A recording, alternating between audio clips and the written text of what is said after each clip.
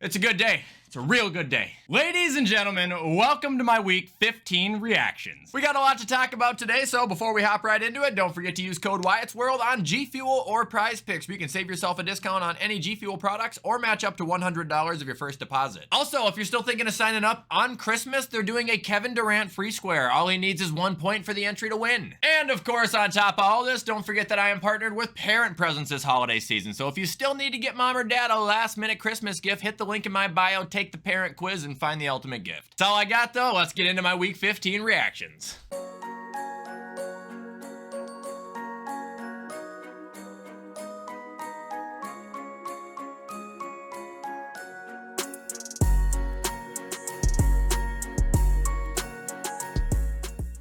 Alright, so kicking off week 15, naturally we had a game that I could not have been more incorrect about. The Los Angeles Chargers got destroyed by the Raiders. It's actually kind of funny though, because looking at the score, you would think that Charger fans would be super embarrassed and mad, but they're not. They're celebrating because this was finally the end of shithead Brandon Staley. In terms of how people played, Easton Stick actually threw for 3 touchdowns. Rushing was led by Isaiah Spiller. Eckler had 5 carries for 9 yards. Josh Palmer led receiving at 4 for 113 and a touchdown. Quentin Johnson caught a touchdown. And their defense's solo sack came from Eric Kendricks. I mean, dude, look at this scoring summary, and I'm not even sure how many turnovers were actually in this game either. Looking at the Raiders now, Aiden O'Connell threw for 248 and 4 touchdowns. Rushing was led by Zamir White, who had 69 yards and a touchdown, although Brandon Bolden scored. Devontae had 8 for 101 and a touchdown. Trey Tucker caught 2 touchdowns. Michael Meyer caught 1. Jacoby Myers caught 1. Jack Jones had that sick pick 6. It looks like they had 3 sacks total on the defense, and this was just a blowout. Now moving on, we got the Vikings at the Bengals, and what did I tell you? What did I tell you this game was gonna be? It was gonna be crazy because it had no choice to be. I sound crazy, but dude, it's just no coincidence that every year on this Saturday, the first game is always a fucking madhouse. However, I did get the overall pick wrong. The Bengals ended up beating the Vikings, but Nick Mullins did throw for 300, 2 touchdowns and 2 picks, where one of the picks was the worst interception I've ever seen. Ty Chandler finally probably took the RB1 role, 23 carries, 132, 5.7 yards, a blast, and a tud. Addison led the team at 111 for 2 touchdowns. Jefferson had 84 yards. Defense had 5 sacks, 2 of them coming from Danielle Hunter, and we even had an interception. Just couldn't beat Jake Browning. In terms of the Bengals, Jake Browning went 29 for 42, 324, 2 touchdowns, 1 turnover. Joe Mixon had 10 carries for 47 yards and a score. Receiving was kind of all over the place. As you can see, a million people caught passes, and Jamar Chase led with only 64 yards, but T. Higgins had both touchdowns. Defense was disruptive, getting to Mullins 3 times. They had 2 picks on him, obviously, and Evan McPherson was perfect where they needed all of those points. It was a good game. I'm just telling you right now, it was rigged for views.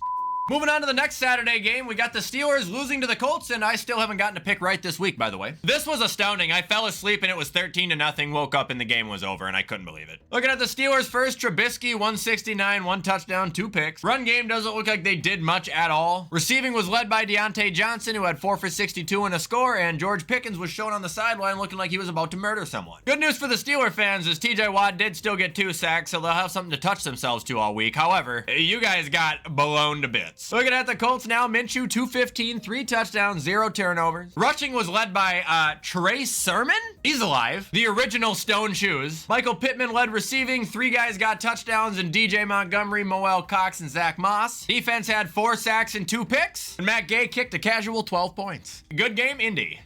Now we got the Broncos at the Lions, and I finally got one right. Dan Campbell's back was against the wall, and he knew he had no choice other than to hold these guys down and punch them in the face until they turned into a misty white powder. Then he snorted it up and went to a strip club. However, looking at the Broncos first, Russell Wilson, 18 for 32, 223, 1 touchdown, 0 pick, and 1 ass chewing by Sean Payton. Rushing was led by Samaje Perine. Javonte Williams struggled, only 12 for 27, and Russ did have a rushing touchdown. Looking at receiving, Jerry Jeudy actually led the team, so it is possible for him to have a good day, and Lil Jordan Humphrey caught the touchdown. I love that name. Defense had a couple sacks, but that wasn't nearly enough to slow down Jared Goff, and yeah, they got pummeled. Now, looking at the Lions, Jared Goff, who Cam Newton said isn't a game changer, threw for 70%, 278, and 5 touchdowns. Cam Newton, again, shut the fuck up. Jahmyr Gibbs ran for 100 and a touchdown. David ran for 85. Receiving was led by Amon Ra for 112. Sam Laporta caught 3 touchdowns. And their defense did also only have 2 sacks. However, they were actually able to do something with those, apparently. Miserable game for the Broncos, but I think your season's still alive. And now moving on, we got the Saints beating the Giants. In this one, I got a couple of predictions right. Number one, the Saints won. Number two, the DeVito train came crashing down. Speaking of the Giants first, Tommy threw 20 for 34, 177, and nothing. Tommy also led the team in rushing, which is pretty impressive. Saquon had a horrible day. And receiving was led by Darius Slayton, who had 4 for 63. As you can imagine, defense was also like relatively lousy. Jason Pinnock had a good day, but other than him, it looks like everyone else was pretty slow. Looking at New Orleans now, Derek Carr actually had an elite game, 23 for 28, 3 touchdowns, 0 picks. Again, we have a running back having 16 carries for 66 yards. Is anybody else freaked out that this keeps happening every fucking week? Mara also led the team in receiving at 5 for 44. Jawan Johnson, Jimmy Graham, and Keith Kirkwood all scored. And the defense had 7 sacks, where 3 of them came from, you guys ready for this? Tano Capasignan. Am I close? Good game on the Saints, though. You guys are back in contention, even though you guys always have been, because your division is ass. And moving on, we got the Bears losing to the Browns 17-20, and I predicted not only the outcome, but the score 100% correct on this game. Looking over Chicago first, Justin Fields had a rough day passing, 166, 1 touchdown, 2 picks. Rushing was led by Rashawn Johnson, who had 5 for 36 only. Receiving was topped off by DJ Moore. Darnell Mooney is probably never ever going to play a game as a Bear again, considering he not only dropped another pass, but dropped the game-winning Hail Mary. And Cole Kmet had the solo score. Defensively, they had kind of a good day, though. Montez Sweat had 2.5 sacks. They had 3 picks total and 4 sacks as a team. Looking over Cleveland now, Joe Flacco, 374, 2 touchdowns, 3 picks. Run game was lousy, topped off at 20 yards. Receiving blew up. Amari had 4 for 109 and a score. Njoku had 10 for 104 and a score. And defensively, clearly they did their jobs, but Myles Garrett still seems to be getting back up to complete full rhythm, and Denzel Ward, I don't know if he's returned yet or not. Oh, and what do you know, Dustin Hopkins with another 8 points that Cleveland wouldn't have won if they didn't have. And now we move on to what should have been Arthur Smith's last game as a head coach. 7-9, the Panthers have beaten the Falcons. I don't know what to say. I'm not going to act like I watched a ton of this game. I did get to see Desmond Ridder's pick, which was fucking horrible. And I did pay attention enough to know that Bijan Robinson fumbled the ball once and pretty much just never got to play again. And also, apparently, I read into it, if you look at receiving, Drake London and Kyle Pitts were like barely on the field too, or like barely got targeted or something. Classic Arthur Smith here. I don't know what to say, guys. You lost to a team that was charging 45 cents for fans to watch their game. Lost to a team that can only score 9 points. Like, you gotta get rid of your coach, man. Like, I don't know what the fuck you guys are doing. This was pathetic.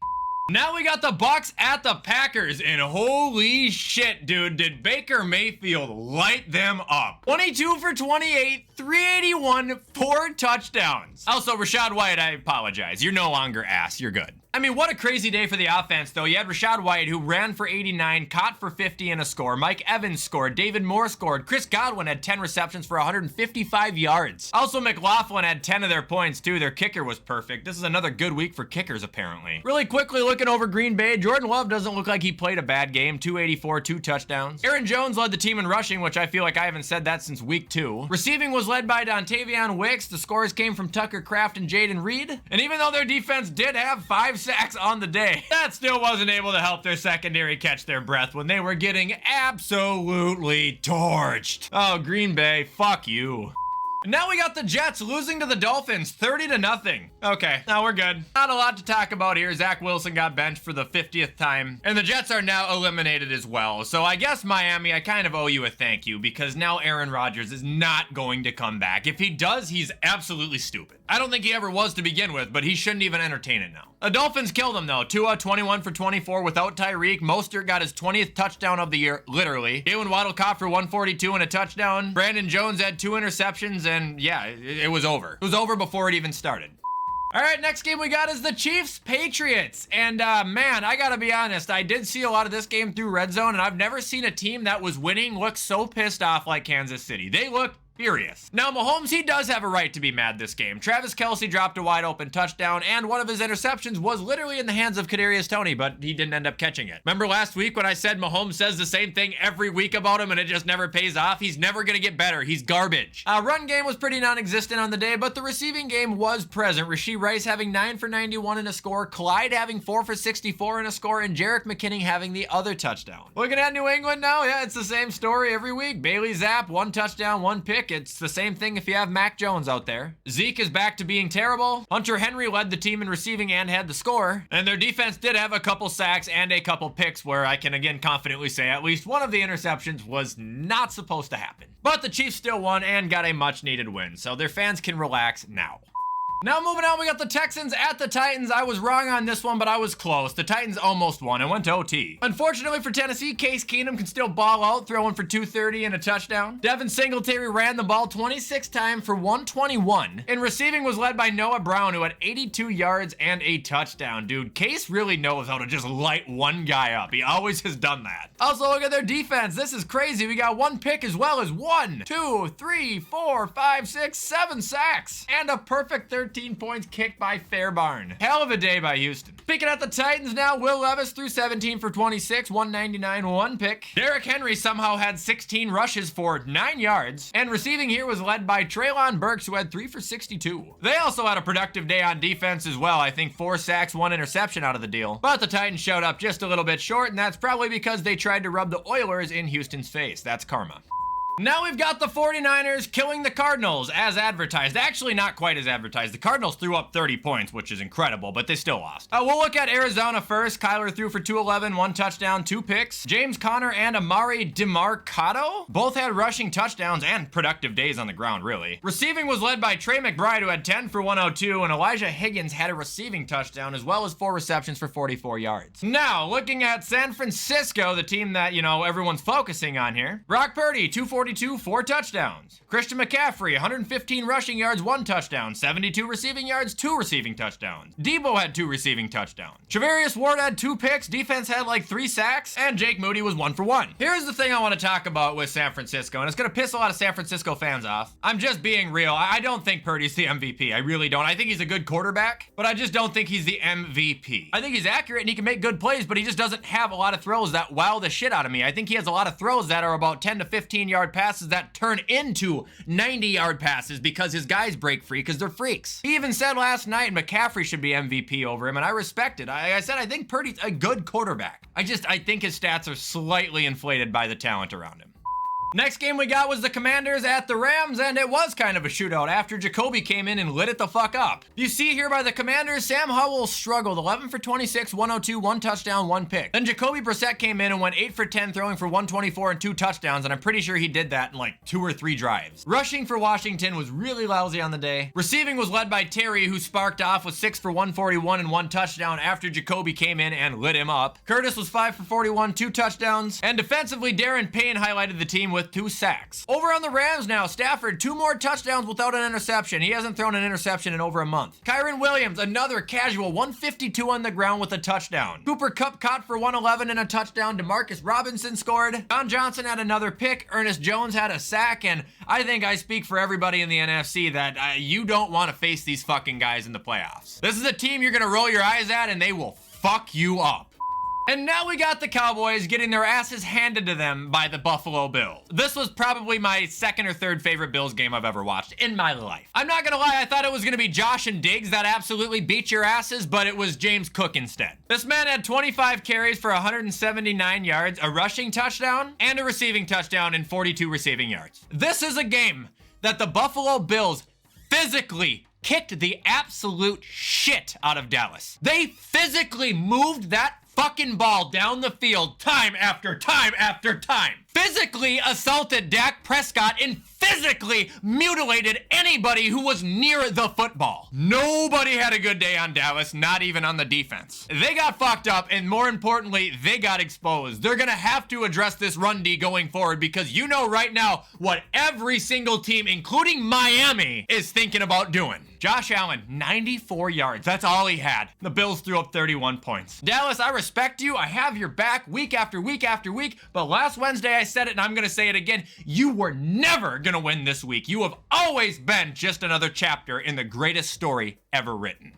And now ending week 15, we had the Ravens beating the Jags, and I didn't watch this game, I'm not gonna lie. I was so hyped up off of adrenaline, alcohol, steak and macaroni and cheese after the game that I just passed right out. Anyway, it looks like the Ravens got by here with little to no trouble. Lamar only throwing for 171, 1 touchdown and 1 pick, but he also ran for 97 yards. Gus the Bus had a rushing touchdown. Isaiah Likely had 70 yards and a score. Defense appeared to have a slow day. Kyle Hamilton actually led the team in tackles, but it should also be noted that Tucker is back on his rocker, kicking 3 for 3 and 11 points. Am I tripping, or did Tucker not start off the year kind of bumpy? Anyway, looking over at Jacksonville now, Trevor 25 for 43, 264, 1 touchdown, no picks. Run game was non-existent, and ETN I'm starting to think might just be slightly overrated. And receiving was led by Jamal Agnew, who also hauled in the one and only touchdown for Jacksonville. It's about all the game had to offer, though. Trayvon Walker got another sack. Josh Allen made a nice play, but like, yeah, that was it. Like, they got steamrolled, boy.